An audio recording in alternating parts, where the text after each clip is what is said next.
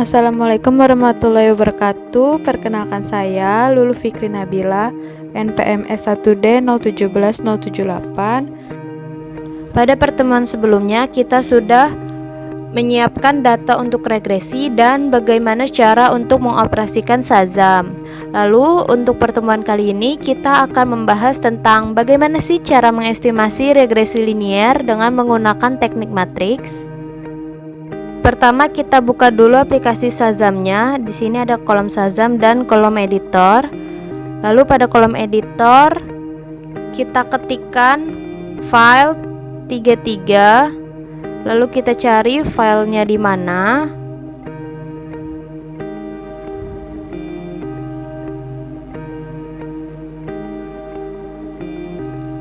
Kita klik kanan properties, lalu ada security, di object name kita copy ya, Ctrl C. Lalu kita paste. Lalu kita ketik lagi sampel 130.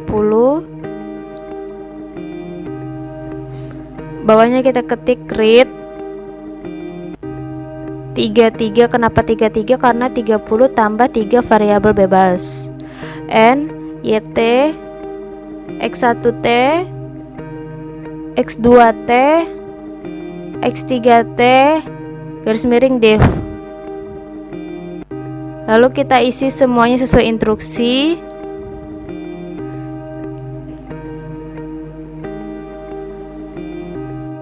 Lalu kita ketik lagi matriks sig 2hat sama dengan E petik atas E 28. Kenapa 28? Karena 30 dikurang 1 variabel yang akan kita analisis dikurang 1 juga.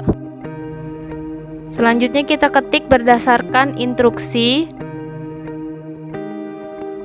Lalu sudah itu kita ketik print error. Bawahnya kita ketik stop.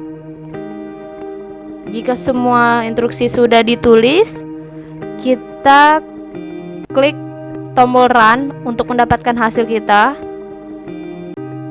Ya, di sini di kolom Shazam kita sudah mendapatkan hasilnya.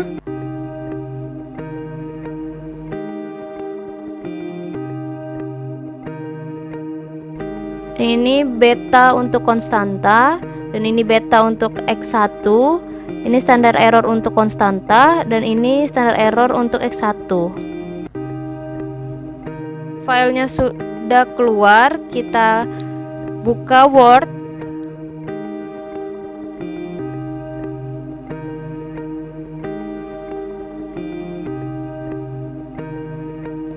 Kita copy semua kolom editor, Ctrl A, Ctrl C.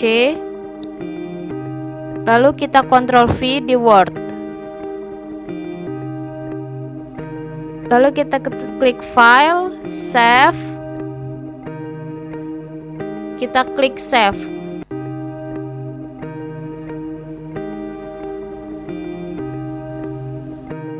Selanjutnya kita buka Microsoft Office Excel. Kita tulis beta, standar error, TI konstanta. Di kolom C-nya kita tulis X1.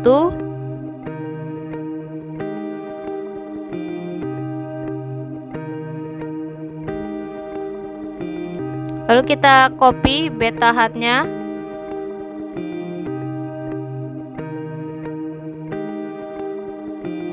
Standar errornya.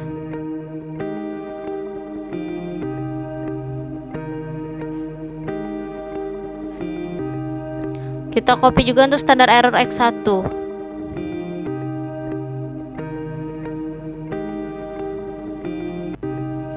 Jika sudah semuanya, kita hitung T-nya dengan cara beta dibagi standar error. Kita blok lalu kita warnai hasilnya. Setelah itu kita bandingkan dengan T-table. Di sini T-table dari degrees of freedom 28 adalah 2,048. Lalu kita buat hipotesisnya, yaitu tolak H0 dan terima H1. Artinya variabel bebas atau di sini adalah luas lahan berpengaruh terhadap peningkatan produksi kopi. Lalu kita klik save.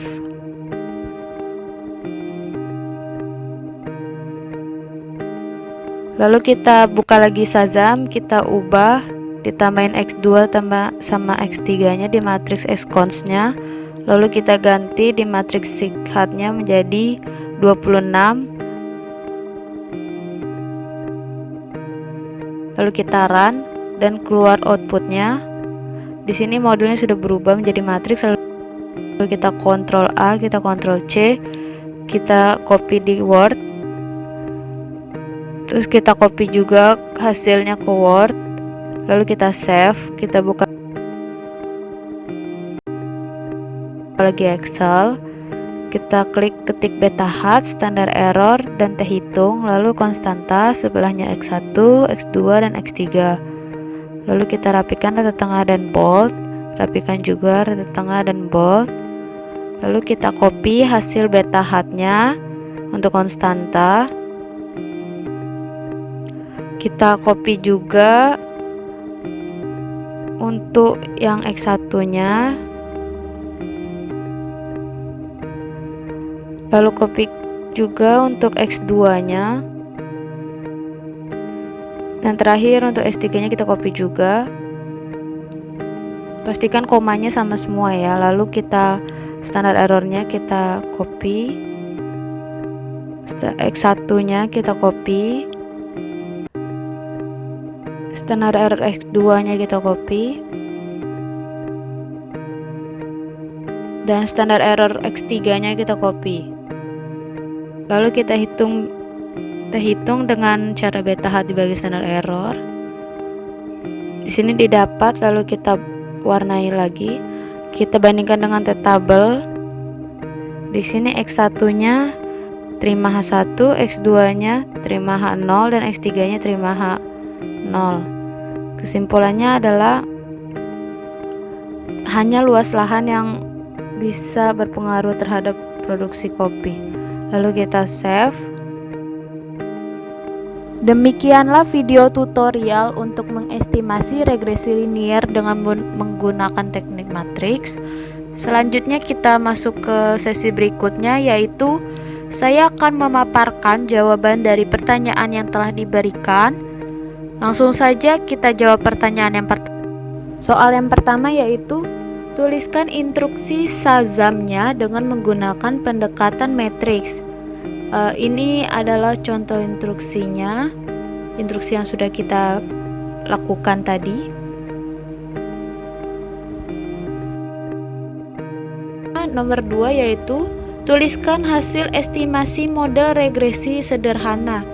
Nah, ini jawabannya untuk model regresi sederhana, ada konstanta dan X1 nya dan T-tabelnya 2,048.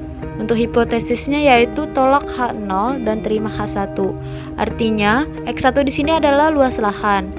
Berarti luas lahan berpengaruh positif terhadap produksi kopi. Untuk soal yang nomor 3 yaitu uji apakah variabel bebas yang dimasukkan dalam model regresi sederhana mempunyai pengaruh yang nyata terhadap variabel dependennya. Jawabannya adalah variabel bebas di atas yang telah diuji tadi berpengaruh nyata terhadap variabel terikat. Artinya, luas lahan berpengaruh positif terhadap peningkatan produksi kopi. Jelaskan menurut Anda kenapa variabel bebas yang dimasukkan ke dalam model berpengaruh nyata atau tidak berpengaruh nyata terhadap variabel tak bebasnya.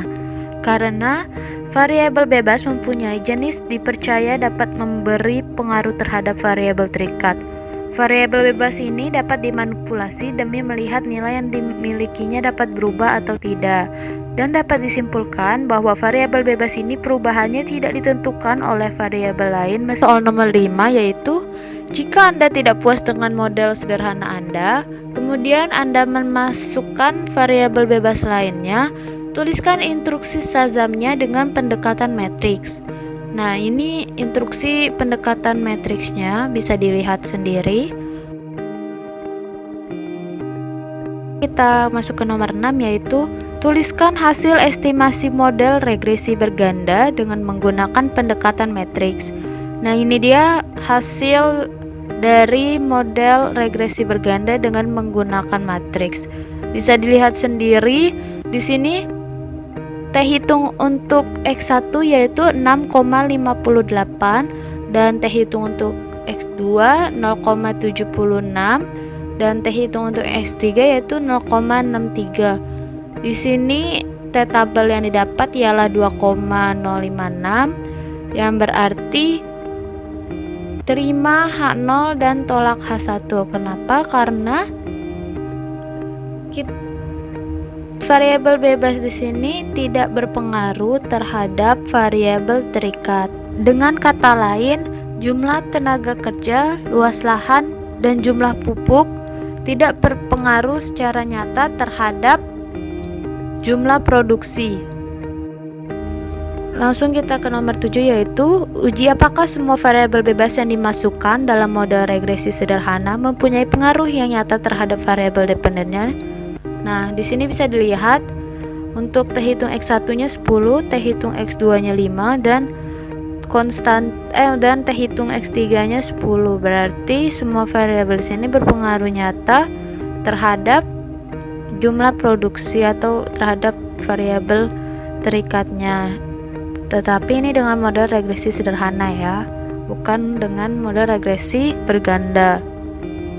Jelaskan menurut Anda kenapa variabel bebas yang dimasukkan ke dalam model berpengaruh nyata atau tidak berpengaruh nyata terhadap variabel tak bebasnya. Karena variabel bebas mempunyai jenis dipercaya dapat memberi pengaruh terhadap variabel terikat. Variabel bebas ini dapat dimanipulasi demi melihat nilai yang dimilikinya dapat berubah atau tidak. Dan dapat disimpulkan bahwa variabel bebas ini perubahannya tidak ditentukan oleh variabel lain. Demikianlah sesi pemaparan jawaban ini dan sesi terakhir pada video ini. Terima kasih telah menyimak hingga akhir. Semoga apa yang saya sampaikan dapat bermanfaat. Mohon maaf bila banyak sekali kekurangan. Wassalamualaikum warahmatullahi wabarakatuh.